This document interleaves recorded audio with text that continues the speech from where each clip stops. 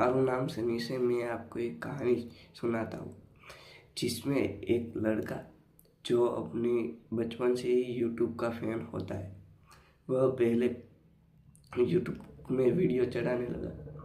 एक दिन वह अपने फ्रेंड्स के साथ बैठा था। उस दिन उसके फ्रेंड्स ने उसका बहुत मजाक उड़ाया। फिर उसने तय किया कि आज से मैं वीडियो बनाना बंद कर दूंगा। घर पे भी उस पे बहुत प्रेशर आ रहा था, क्योंकि वो पढ़ाई में इसकी वजह से पीछे था। मगर एक दिन उसका ही कोई दोस्त मिला। उसने बताया कि तू वीडियो बनाना क्यों बंद करे। भाई ने बताया कि मेरे पे सब लोग हंस रहे। फिर उसने इसको हौसला दिया। फिर उसने वीडियो बनाना स्टार्ट किया। आज वह बहुत बड़े पद पर है। बताओ आपको इस कहानी से क्या सीख मिली। जय माता जी।